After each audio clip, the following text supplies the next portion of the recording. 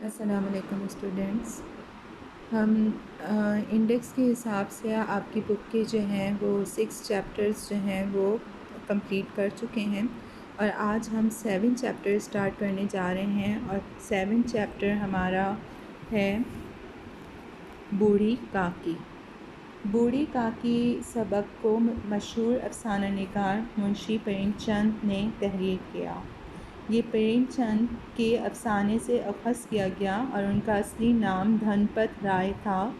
پریم چند نے ابتدائی تعلیم بنارس میں ہی حاصل کی. تعلیم سے فارغ ہو کر اسکول میں ملازمت کر لی. ادبی زندگی کا آغاز 1901 میں ہوا اور رسالہ زمانہ میں مضامین لکھے. افسانہ نگاری اور ناول نگاری میں نام پیدا کیا. انہوں نے غریبوں کے حالات و واقعات کو اپنے افسانوں اور ڈراموں کا موضوع بنایا. اردو کے اولین افسانہ نگار اور ڈرامہ نگار ہیں. انہوں نے کل 29 جو ہیں ناول لکھے اور ان کی تصانیف میں سوز وطن، واردات، بیوہ، بازار حسن، زادرہ، نرملا، میدان عمل، گودان، پریم بتیسی، پریم پچیسی، پریم چالیسی اور چوگان ہستی شامل ہیں. یہ سبق بوڑھی کاکی بھی پریم چند نے اس سبق میں غریبوں کی عکاسی کی ہے اور بڑھاپا جو ہے اس کے بارے میں جو ہے وہ بتایا ہے. کہتے ہیں کہ بڑھاپا بچپن کا دور ثانی ہوا کرتا ہے. دور ثانی کہتے ہیں دوسرا دور. اب میں اسٹارٹنگ میں ہی بات بتا رہی ہوں کہ اس میں کافی ڈیفیکلٹ ورڈس ہیں اور میں ساتھ ساتھ میننگز بتاتی جاؤں گی، تو جو ہے غور سے سنیے گا. بڑھاپا بچپن کا دور ثانی ہوا کرتا ہے، یعنی دوسرا دور ہوا کرتا ہے، یعنی جو بوڑھے لوگ ہوتے ہیں وہ بچوں کی مانند ہو جاتے ہیں اور بچوں والی حرکتیں کرنا شروع ہو جاتے ہیں. بوڑھی کاکی میں ذائقے کے سوا کوئی حس باقی نہ تھی، یعنی جو ہے صرف انہیں جو ہے یہ پتہ ہوتا تھا مطلب کہ کھانے کا ذائقہ کیسا ہے یا کھانا جو ہے کھانا چاہتی تھیں، اس کے علاوہ ان میں کوئی حس باقی نہیں تھی. آنکھیں، ہاتھ، پیر سب جواب دے چکے تھے، زمین پر پڑی رہتیں، اور جب گھر والے کوئی بات ان کی مرضی کے خلاف کرتے، کھانے کا وقت ٹل جاتا، یعنی کھانا انہیں وقت پہ نہ دیا جاتا یا مقدار کافی نہ ہوتی، یا مطلب کہ تھوڑا سا کھانا دیا جاتا جس سے ان کی بھوک نہیں مٹ سکتی تھی، یا بازار سے کوئی چیز آتی اور انہیں نہ ملتی تو وہ رونے لگتی. اور ان کا رونا محض بسورنا نہ تھا، یعنی وہ صرف مطلب روتی تھیں تو ایسے نہیں روتی تھیں کہ بس جو ہے وہ خود ہی مطلب جو ہے رونے جیسی جو ہے وہ شکل بنا لی، بلکہ وہ بآواز بلند جو ہے وہ روتی تھیں، یعنی زور زور سے روتی تھیں. ان کے شوہر کو مرے ہوئے ایک زمانہ گزر گیا. 7 بیٹے جوان ہو کر داغ دے گئے.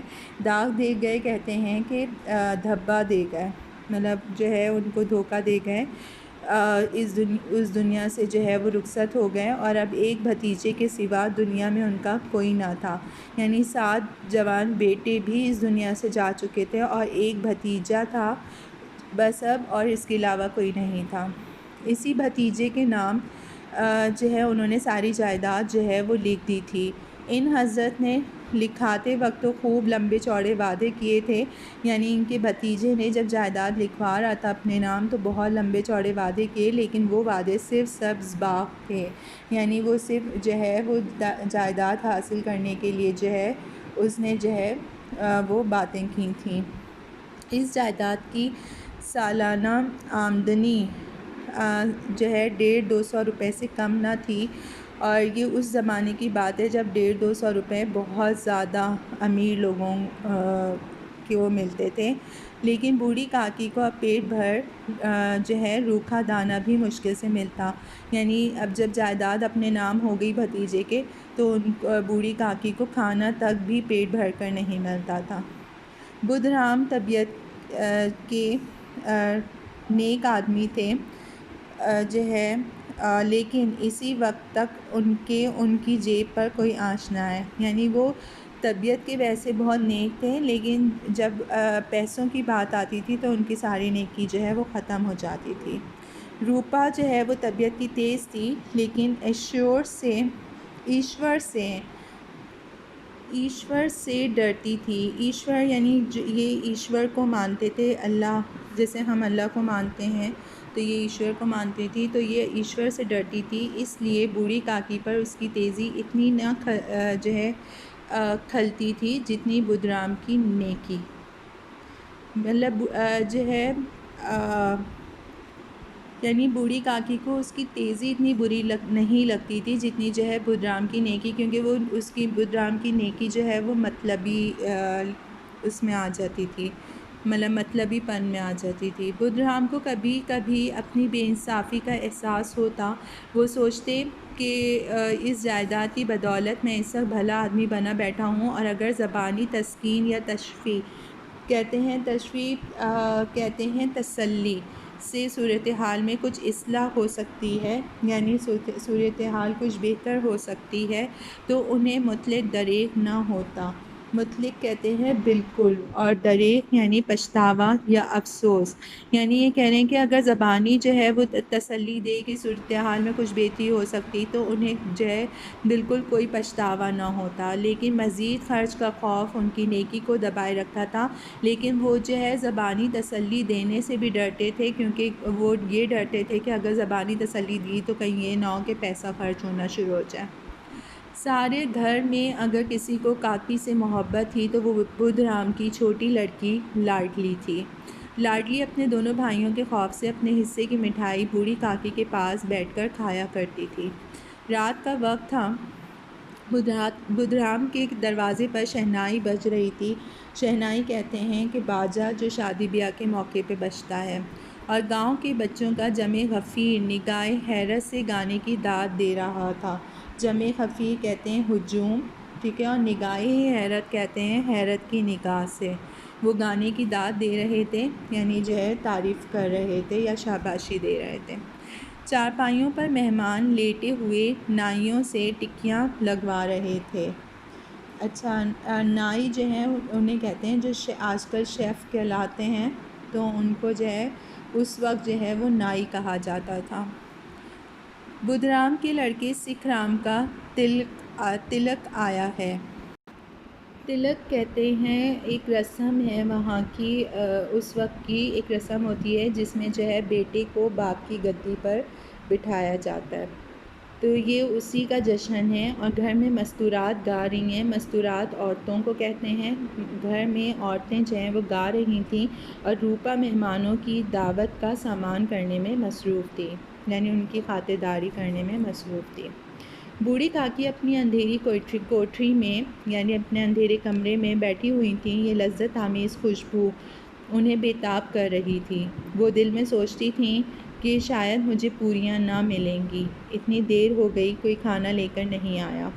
بوڑھی کاکی کے چشمے خیال کہتے ہیں تصورات میں پوریوں کی تصویر ناچنے لگی، یعنی انہیں اپنے تصور میں پوریاں نظر آنے لگیں۔ خوب لال لال، پھولی پھولی، نرم نرم ہوں گی، کچوریوں میں اجوائن اور الائچی کی مہک آ رہی ہوگی۔ یہ سب بوڑھی کاکی وہ سوچ رہی تھی، ٹھیک ہے۔ ایک پوری ملتی تو ذرا ہاتھ میں لے کے دیکھتی، کیوں نہ چل کر کڑھا کے سامنے ہی کڑھا وہ کڑھائی کو کہتے ہیں، جو اس وقت لازمی وہ بڑی تقریب ہو رہی تھی، تو بڑی والی کڑھائی وہ چڑھی ہوئی تھی، تو وہ یہ سوچ رہی تھی کہ کیوں نہ چل کر کڑھائی کے سامنے ہی بیٹھوں، یعنی انہوں نے یہ سوچا کہ میں وہیں بیٹھ جاؤں تاکہ تو انہیں شاید جلدی مل جائے۔ پوریاں وہ چھن چھن کڑھا میں تیرتی ہوں گی، کڑھا سے گرما گرم نکل کر کٹوتی میں رکھی جاتی ہوں گی۔ یہ سب سوچتے ہوئے وہ بمشکل تمام چوکھٹ سے اتریں اور دھیرے دھیرے رینگتی ہوئی کڑھا کے پاس جا بیٹھیں۔ روپا اس وقت تک ایک سراسیمگی کی حالت میں تھی، سراسیمگی کہتے ہیں خوف کی حالت میں تھی۔ اس کمرے میں جاتی، کبھی اس کمرے میں، کبھی کڑھا کے پاس، کبھی کوٹھے پر، کوٹھا کہتے ہیں اوپر کے جو کمرہ ہوتا ہے اس کو۔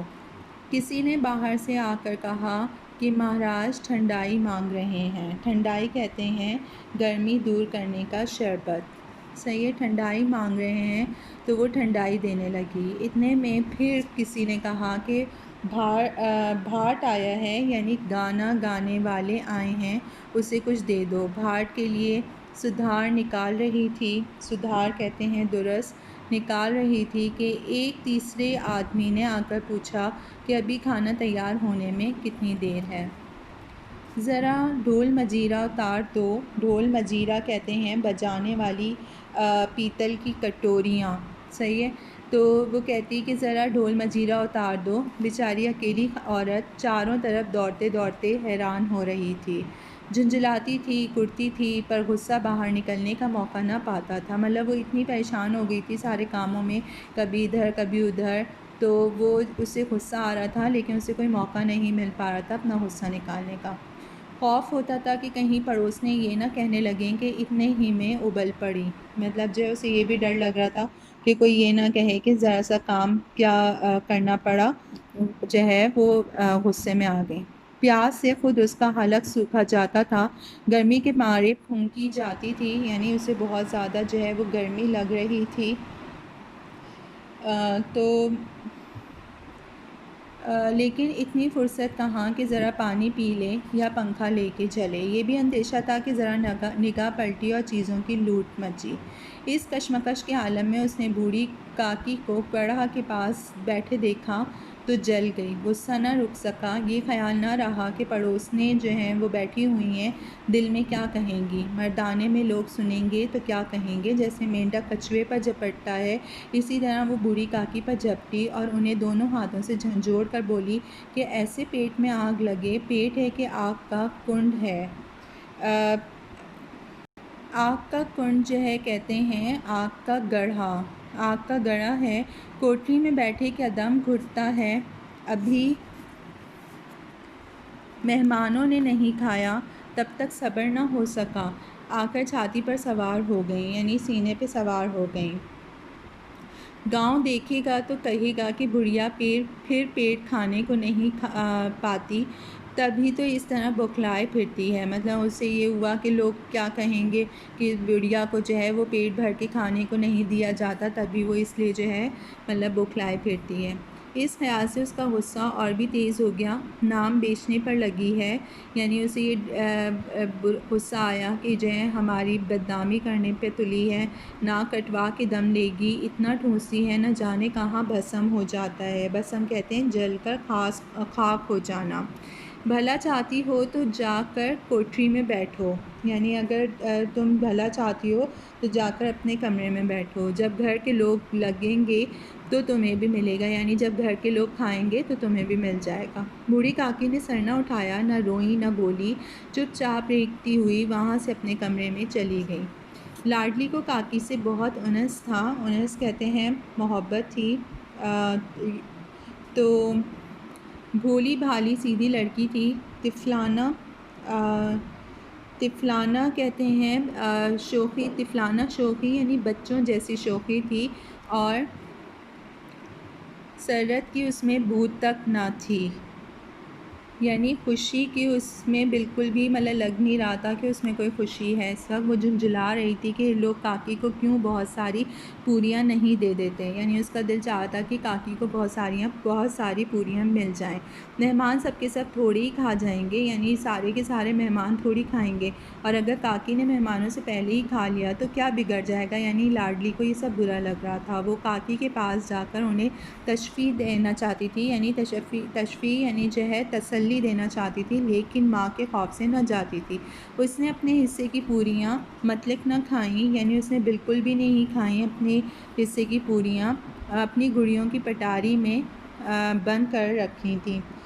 پٹاری کہتے ہیں جو ٹوکری ہوتی ہے یا جو ہے مطلب جس میں جو ہے گڑیاں رکھی ہوئی ہوتی تھیں، وہ یہ پوریاں جو ہیں کاکی کے پاس لے جانا چاہتی تھی۔ اس کا دل بے قرار ہو رہا تھا، بوڑھی کاکی میری آواز سنتے ہی اٹھ بیٹھیں گی، پوریاں دیکھ کر کیسے خوش ہوں گی، وہ مجھے بہت پیار کریں گی۔ رات کے 11 بج چکے تھے۔ روپا آنگن میں سو رہی تھی۔ لاڈلی کی آنکھوں میں نیند نہ آتی تھی۔ کاکی کو پوریاں کھلانے کی خوشی اسے سونے نہ دیتی تھی۔ اس نے گڑیوں کی پٹاری سامنے ہی رکھی۔ جب اسے یقین ہو گیا کہ ماں غافل سو رہی ہے، یعنی گہری نیند سو رہی ہے، تو وہ چپکے سے اٹھی اور سوچنے لگی کہ کیسے چلوں۔ چاروں طرف اندھیرا تھا، صرف چولہوں میں آگ چمک رہی تھی۔ لاڈلی کی نگاہ دروازے والے نیم کے درخت کی طرف گئی۔ مارے خوف کے اس نے آنکھیں بند کر لی۔ اتنے میں کتا اٹھ بیٹھا۔ لاڈلی کی ڈھارس ہو گئی، یعنی اس کو اطمینان ہو گیا۔ کئی سوتے ہوئے آدمیوں کی نسبت ایک جاگتا ہوا کتا اس کے لیے زیادہ تقویت کا باعث تھا، یعنی اسے تھوڑا سا مضبوطی ملی، قوت ملی۔ اس نے پٹاری اٹھائی اور بوڑھی کاکی کی کوٹری کی طرف چلی۔ کاکی اٹھو، میں پوریاں لائی ہوں۔ کاکی نے لاڈلی کی آواز پہچانی، چٹ پٹ اٹھ بیٹھی، یعنی فوری فوری اٹھ بیٹھی۔ دونوں ہاتھوں سے لاڈلی کو ٹٹولا اور اسے گود میں بٹھا لیا۔ لاڈلی نے پوریاں نکال کر دیں۔ کاکی نے پوچھا، کیا تمہاری اماں نے دی ہیں؟ کاکی پوریوں پر ٹوٹ پڑی۔ 5 منٹ میں پٹاری خالی ہو گئی۔ لاڈلی نے پوچھا، کاکی پیٹ بھر گیا؟ جیسے تھوڑی سی بارش ٹھنڈک کی جگہ اور بھی حبس پیدا کر دیتی ہے، اسی طرح ان چند پوریوں نے کاکی کی اشتہا، یعنی بھوک، اور رغبت کو، یعنی رغبت کہتے ہیں دلچسپی کو، اور بھی تیز کر دیا تھا۔ بولی، نہیں بیٹی، جا کے اماں سے اور مانگ لاؤ۔ کاکی نے پٹاری کو پھر ٹٹولا۔ اس میں چند ریزے گرے تھے، یعنی ٹکڑے گرے ہوئے تھے پوریوں کے، تو انہیں نکال کر کھا گئیں۔ یک لاڈلی سے بولی، میرا ہاتھ پکڑ کر وہاں لے چلو جہاں مہمانوں نے بیٹھ کر کھانا کھایا تھا۔ لاڈلی ان کی منشا، یعنی ان کا ارادہ یا ان کی مرضی نہ سمجھ سکی۔ اس نے کاکی کے ہاتھ پکڑا اور انہیں لا کر جھوٹے پتوں کے پاس بٹھا دیا، اور غریب بھوک کی ماری فاتر العقل بڑھیا پتلوں سے پوریوں کے ٹکڑے چن چن کر کھانے لگی۔ فاتر العقل کہتے ہیں جس کی عقل میں خرابی ہو، یعنی وہ تو جب سینس لیس تھی تو اس کو کیا پتا کہ کیا کر رہی ہے۔ عین اسی وقت روپا کی آنکھ کھلی۔ اسے معلوم ہوا کہ لاڈلی میرے پاس نہیں ہے۔ چوکی چارپائی کے ادھر ادھر تاکنے لگی، یعنی اس کو دیکھنے لگی کہ کہیں لڑکی نیچے تو نہیں گر پڑی۔ اسے وہاں نہ پا کر وہ اٹھ بیٹھی تو کیا دیکھتی ہے کہ لاڈلی جھوٹے پتیلوں کے پاس، یہ پتلوں جو ہے اس کو پتیلوں کے پاس چپ چاپ کھڑی ہے، اور بوڑھی کاکی پتلوں پر سے پوریوں کے ٹکڑے اٹھا اٹھا کر کھا رہی ہے۔ روپا کا کلیجہ سن سا ہو گیا۔ روپا کو اپنی خود غرضی اور بے انصافی آج تک کبھی اتنی صفائی سے نظر نہ آئی تھی۔ ہائے، میں کتنی بے رحم ہوں! جس کی جائیداد سے مجھے 200 روپے سال کی آمدنی ہو رہی ہے، اس کی یہ درگت، یعنی میں نے اس کا یہ حال کر دیا، اور میرے کارن، یعنی میری وجہ سے مجھ سے بڑا بھاری گناہ ہوا ہے۔ آج میرے بیٹے کا تلک تھا، سینکڑوں آدمیوں نے کھانا کھایا اور میں ان کے اشارے کی غلام بنی ہوئی تھی۔ اپنے نام کے لیے، اپنی بڑائی کے لیے سینکڑوں روپے خرچ کیے، لیکن جس کی بدولت ہزاروں روپے کھائے، اسے اس تقریب کے دن بھی پیٹ بھر کر کھانا تک نہ دے سکی، محض اس لیے نہ کہ وہ بوڑھی ہے، بے کس ہے، بے زبان ہے۔ اس نے چراغ جلایا اور اپنے بھنڈارے کا دروازہ کھولا، یعنی کچن کا دروازہ کھولا، اور ایک تھالی میں کھانے کی سب چیزیں سجا کر لیے ہوئے بوڑھی کاکی کی طرف چلی۔ آدھی رات ہو چکی تھی۔ آسمانوں پر تاروں کے تھال سجے ہوئے تھے، یعنی تارے بھرے ہوئے تھے، اور ان پر بیٹھے ہوئے فرشتے بہشتی نعمتیں، یعنی جنت کی نعمتیں سرجا رہے تھے، لیکن ان میں کسی کو وہ مسرت حاصل نہ ہو سکتی تھی جو بوڑھی کاکی کو اپنے سامنے تھال دیکھ کر ہوئی۔ مسرت یعنی خوشی۔ روپا نے رقت آمیز، یعنی رونے والے انداز میں کہا کہ کاکی اٹھو، کھانا کھا لو، مجھ سے آج بڑی بھول ہوئی، اس کا برا نہ ماننا، پرماتما سے دعا کرو کہ میری خطا معاف کر دے۔ یعنی یہ جن کو مانتے ہیں، پرماتما کو مانتے تھے، تو یہ کہتی کہ ان سے دعا کرو کہ میری یہ غلطی جو ہے وہ معاف کر دے۔ بھولے بھالے بچے کی طرح جو مٹھائیاں پا کر مار اور کھڑکیاں سب بھول جاتا ہے، یعنی جو مار اور ڈانٹ بچوں کو پڑتی ہے وہ سب جب کوئی مٹھائی وغیرہ یا ٹافی دے دی جاتی ہے تو وہ سب بھول جاتے ہیں۔ تو اسی طرح بوڑھی کاکی بیٹھی ہوئی کھانا کھا رہی تھی، ان کے لیے ان کے ایک ایک روئے سے سچی دعائیں نکل رہی تھیں، اور روپا بیٹھی یہ روحانی نظارہ دیکھ رہی تھی۔ تو اصولاً اس پورے سبق کو ہمیں پڑھ کے جو ہے کہ اندازہ ہو رہا ہے کہ منشی پریم چند نے ایک جیتے جاگتے معاشرے کی کہانی لکھی ہے، جو تقریباً جو ہے ہر غریب کے گھر کی کہانی لگتی ہے۔ غربت انسانوں کو جس کشمکش سے دوچار کرتی ہے اس کی اس میں خوبصورت عکاسی کی گئی ہے۔ غریب گھرانوں میں بڑھاپے میں زندگی گزارنا جو ہے بہت مشکل ہوتا ہے۔ گھر میں ایک آدھ بوڑھے ضرور ہوتے ہیں، اگر وہ بیمار بھی ہوں تو ان کی زندگی عجیب کشمکش سے دوچار رہتی ہے۔ گھر والے اپنے کاموں میں مصروف رہتے ہیں، بوڑھے مریضوں پر توجہ نہیں دیتے، لاپرواہی سے کام لیتے ہیں۔ اس پورے افسانے میں جو ہے جذباتی کشمکش دکھائی گئی ہے، جو آج کل جو ہے ہمارے معاشرے میں یہی سب ہو رہا ہوتا ہے۔